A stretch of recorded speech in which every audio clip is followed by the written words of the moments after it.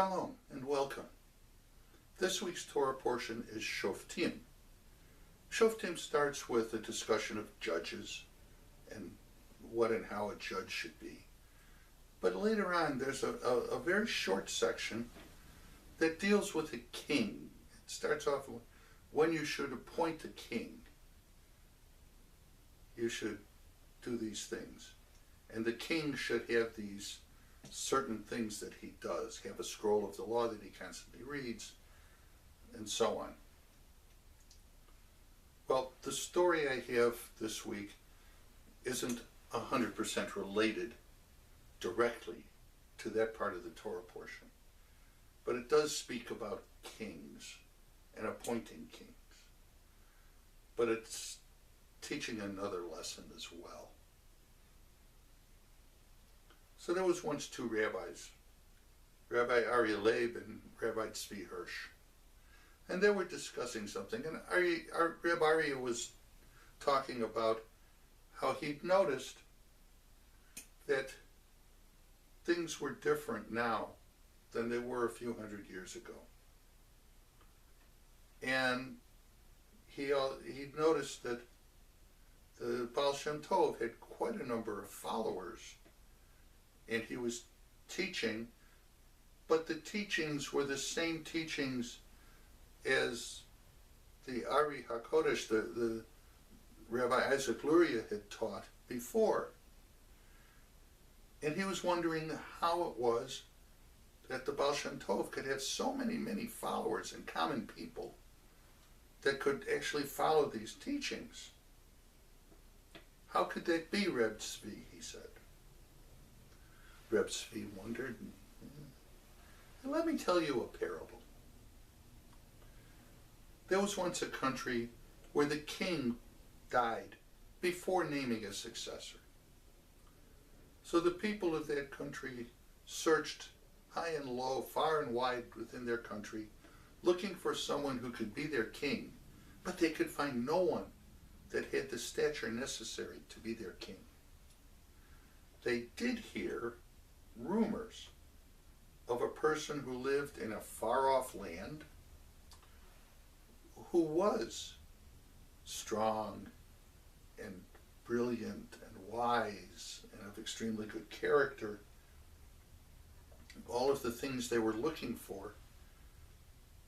But since these were just rumors, the people were a little bit unsure that they should appoint a king simply based on the rumors. So a little while later, a traveler who lived in their country returned from visiting this far-off land. And he said, I have seen this man with my own eyes, and he is in fact everything that you have heard. He is strong, he is wise, he is of extremely good character. And some of the people thought, this is enough. This is sufficient that we could appoint this man as king. But the majority of the people still would not appoint this man as king because they had not seen him with their own eyes. Then a wise man who lived in the country with no king decided that he would take it upon himself to go and visit this country and see if he could convince this candidate to come back so that all the people could see him. So he went on this arduous, long journey to this faraway land, spoke with the candidate, and did convince him to come back. And when the people saw that he was, in fact, strong and brave and brilliant and wise and of extremely good character, they immediately named him king. Now Reb Tzvi stopped for a moment and then he continued. And so it is. Rabbi Shimon Bar Yochai taught knowledge from the Zohar. But this knowledge was so esoteric, so Kabbalistic, that very few, if any, of the people could really understand it. This was like the rumors that the people in the kingdom with no king had heard. Then came along the Ari, Rabbi Isaac Luria, and he expounded further on these teachings. He was like the traveler that came home after having been in this faraway land and seen the candidate. And the Arizal taught these things, and more people understood, but there was still a large portion of the people who really still couldn't understand these still very esoteric teachings. Then came the Baal Shem Tov, Rabbi Israel ben Eliezer. He was like the one who had traveled to the land to bring the candidate back. He taught us that godliness was in everything in this world.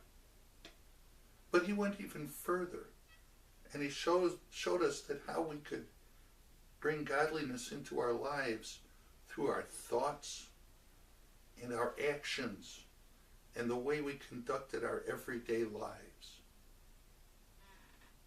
And so everybody can understand that. And that is how the Baal Shem Tov had so many followers, because he could make people understand how these esoteric teachings can be applied to their individual lives. That is my story. But the teachings of the Baal Shem Tov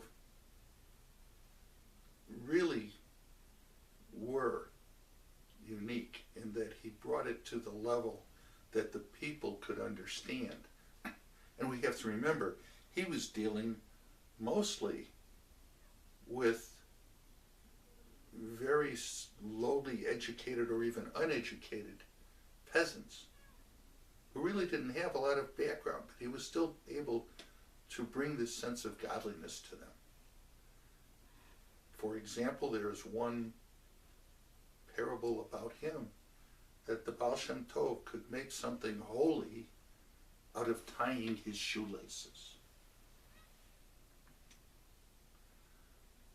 So perhaps we could pick some things that represent holiness to us and bring those things into our daily lives so that we can bring godliness into the world around us. Shalom.